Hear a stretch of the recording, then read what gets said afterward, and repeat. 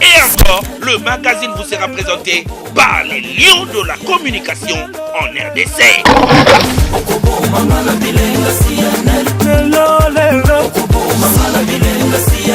Keyo Kinshasa mbote e bandeli ya weekend elamu na mabota na bino nazali na esengo ya kokuta na bino lelo lisusu na cadre ya présentation ya CNL Actu kato sabino ke seni bayamba kibongo mbade kwa IDPS L Tshisekedi esika babetaki masolo ya processus électoral mingi machine à voter bozo ba détail na reportage oyo.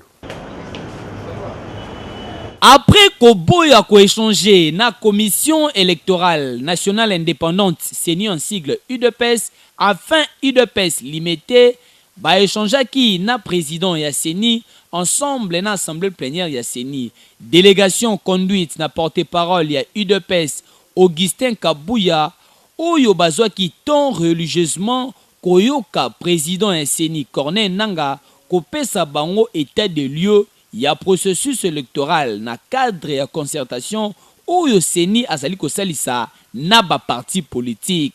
Na même occasion, CENI a procédé qui na démonstration sur place ya machine à voter kolakisa ba avancer plutôt pe ba avantage na yango.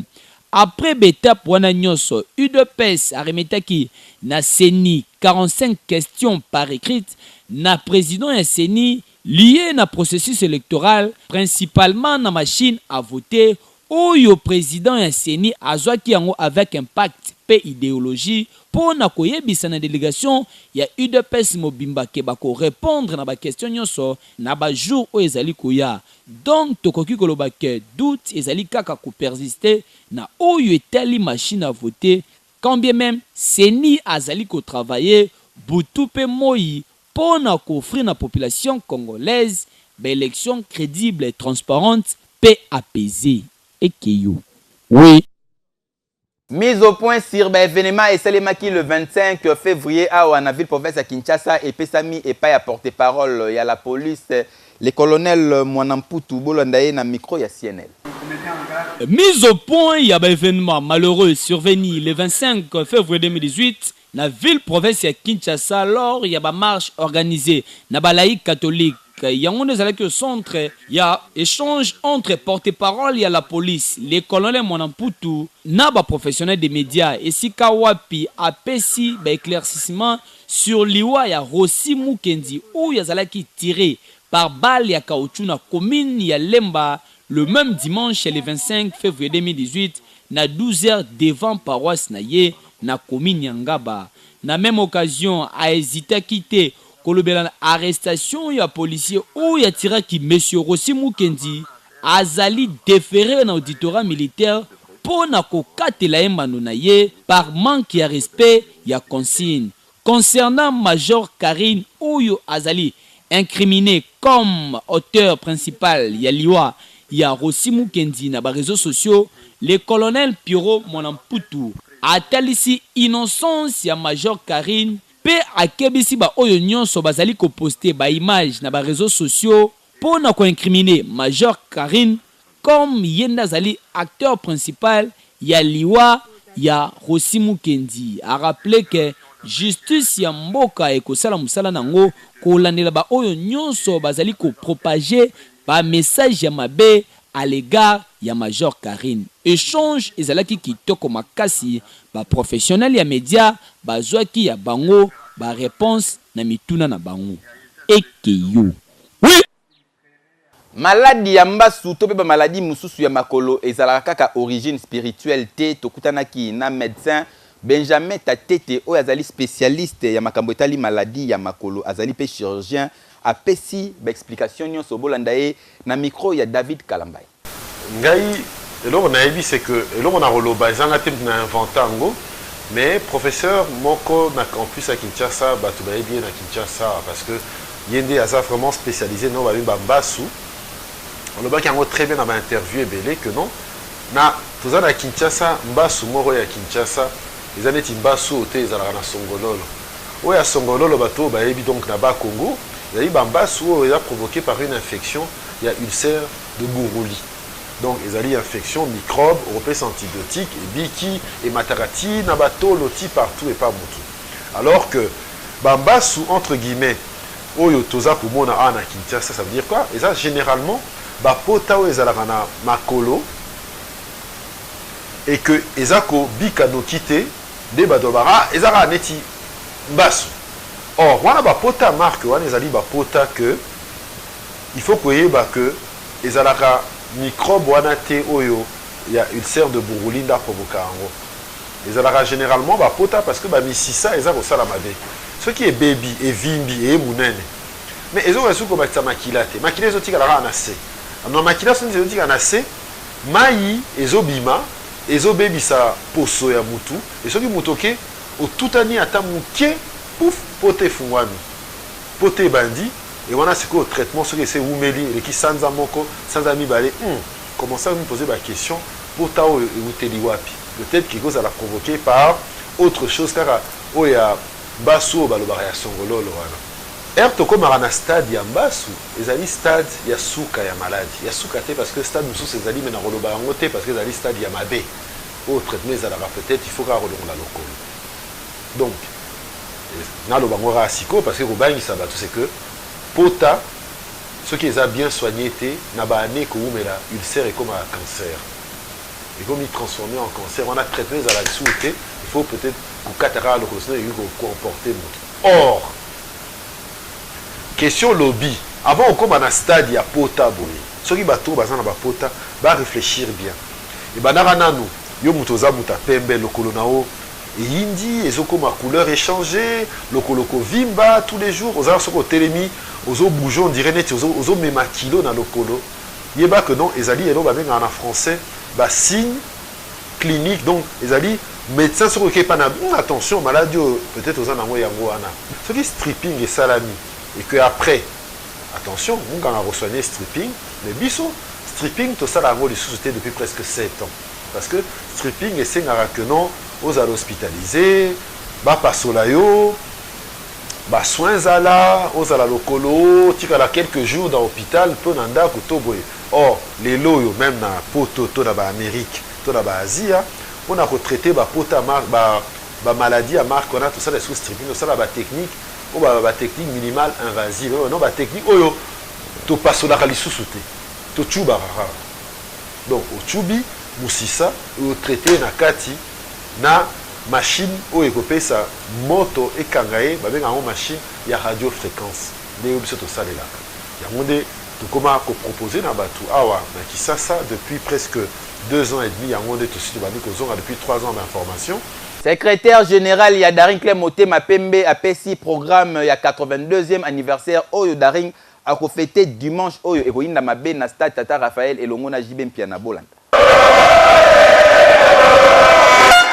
Maman son comité directeur la initiative ya président Hassan, la salle qui date le 4 mars. To sangana pona ko fêter anniversaire wana na bolingo. Yami balé ezali bilonyo soboza ko bunga te équipe na biso ezali na campagne africaine.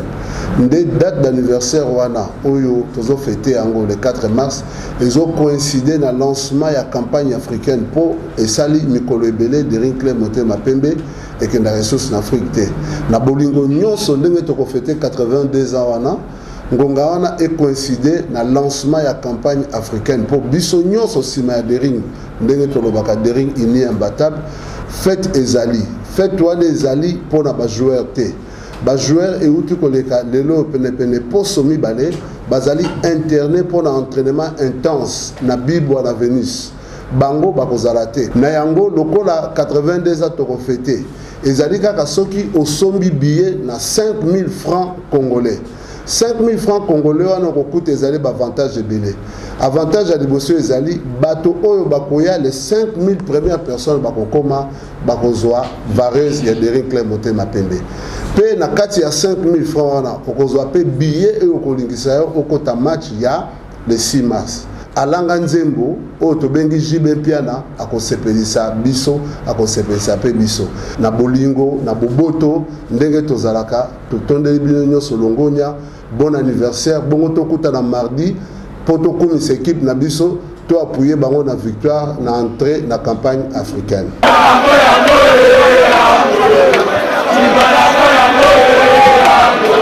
3-0, yango nezali score et sanctionné qui raconte entre ASV Club ya Kinshasa et Drago Bilima na Tata Raphaël na cadre ya dernière journée.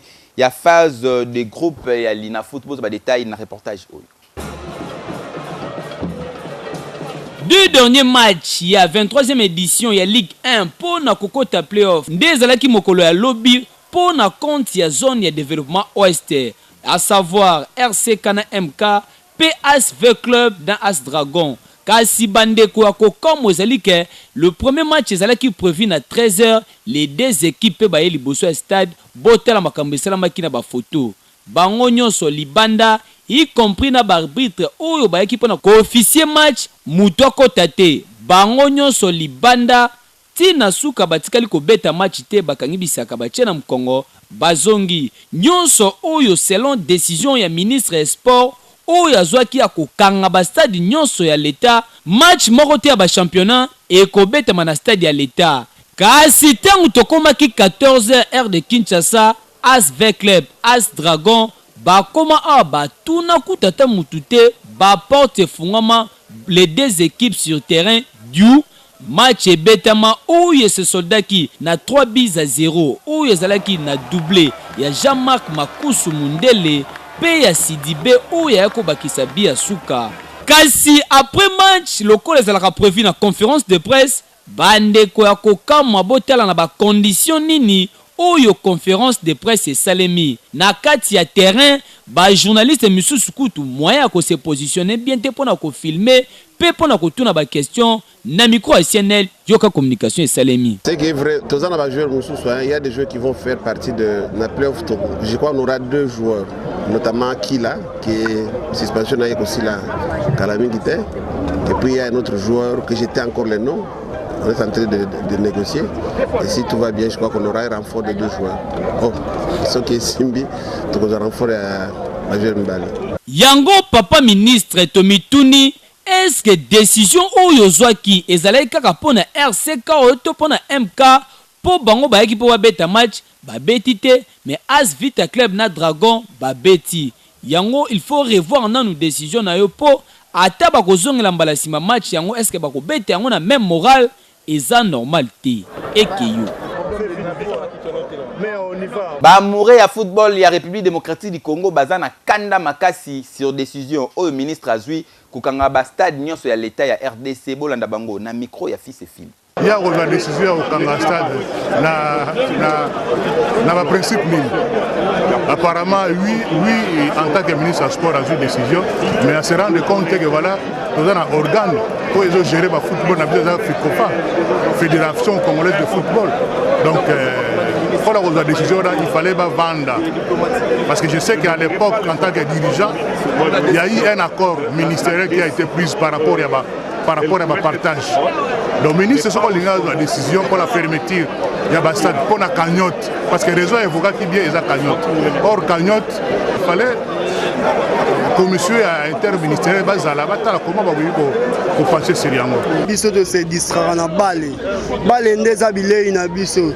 Toyebika na Kongo mbilinga mambo ya mais soko ta balle sentiment mo boyezo ya surtout vite na ngai. Papa ministre respect au pays sarayo tike la biso balle na biso total la balle to mesana na balle nga mesana nga vite nga so kangi biso ba terrain to kufi tout cas ba regret zali c'est pas normal lina futa sali programme na yeto yebi un ministre o makamba ni netali ete to roya ba pesi loi azapa avocat akanga stade équipe beta est-ce que ça pena normal équipe beta yo boye ndo tie loi na yo ba stade quand même yo mongu to na kalandia mama bale kolega na biso ba en tout cas asunga biso atikana na bureau na ye tomoni makamo ministre azo salela nde sentiment na Congo toza na ba stade moko te oyo keno oyo azo sala sentiment asala sentiment lelo keno asala sentiment ko kangaka ba stade ondire lupangu na ye biso toza na ba stade moko te awa oyo keno bakangi batongi ba stade municipal awa ba commission yango ya ba location batingi nini ba commission na ba stade kami bale to tika nango awa baba no kangaka ngo ndire lupangu na ye oza lupangu na ye te so ka moni keno ça ne va pas accueillir ministre en tout cas merci mais pourquoi mi ko exagérer. Aux a pouvoir à Kokangaka institution ya sport te. Comment avec club équipe bazo préparer bakende na babeta ba match ya compétition minene yozo ya kokanga ba stade. Siko ba jouer tala mazembe makambo ya salo. Moni match mazembe sali. Comment yo kokanga stade pona nini? Ye akoki kokanga stade. Ye na tuna nano. Aza ministre ya sport ou bien ya transport. Pona mona gi lobby ya wuti kuna na côté ya Maindombe kuna wuti okendo tala ba maswa batu bakufe. Na landie pe na Top Congo. Est-ce que ça y a sport ou bien il y a transport? Hein? Atika biloko wana. Tozo comprendre était décision ni ministre azo prendre ba stade. Un an il y a bota makuta na stade Tata Raphaël ezalaki déjà. Mais il y a aucun stade pourquoi? Na martyr akangana no stade aboyi ba publicité. Soko mongo ba publicité azo luka. Azela a créé loko na yeko kotsele mongo ki akanga ba toi stade. Premier match yé baboyi. Deuxième match donné ba beta match. C'est kazo banga vite na bilima. Sikoyo MK na RCK babeti te pona nini.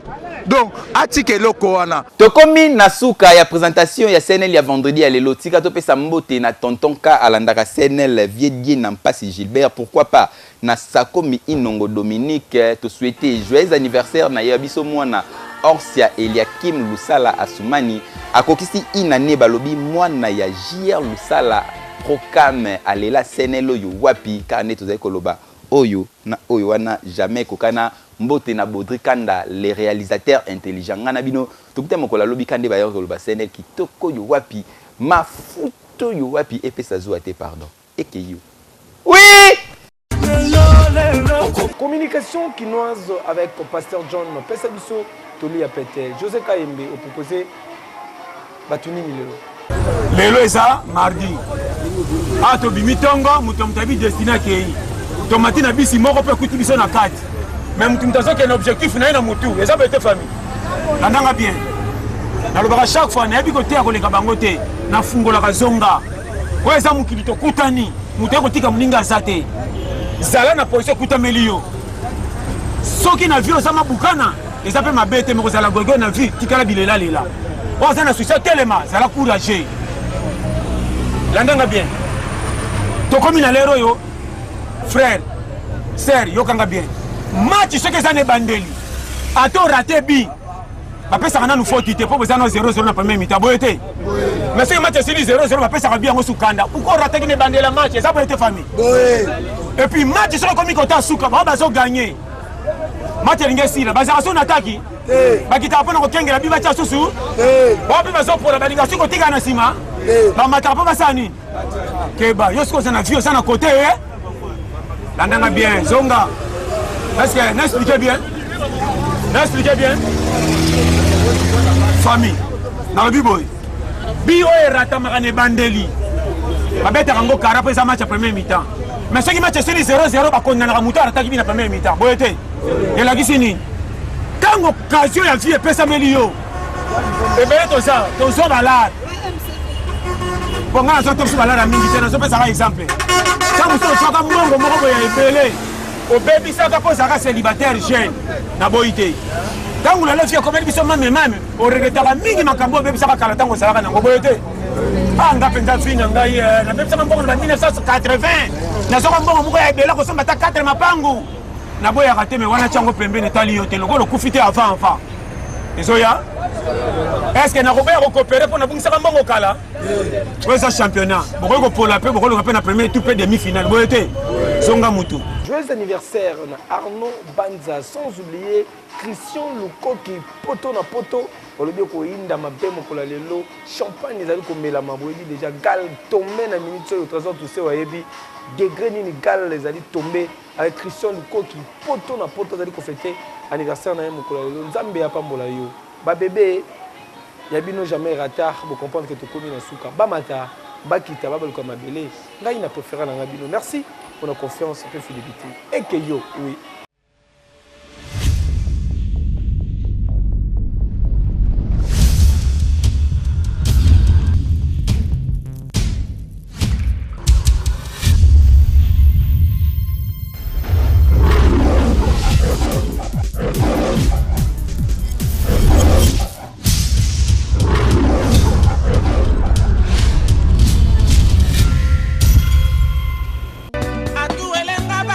Ayembaka ata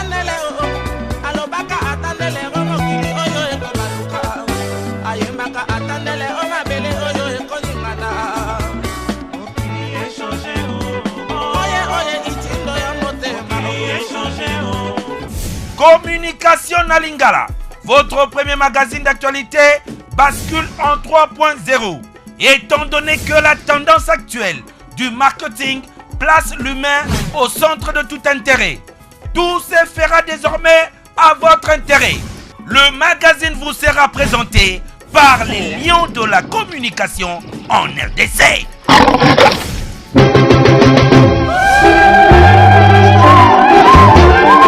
Communication Nalingala, le choix de l'innovation et progrès à travers le média. Encore et encore, le magazine vous sera présenté par les lions de la communication en RDC.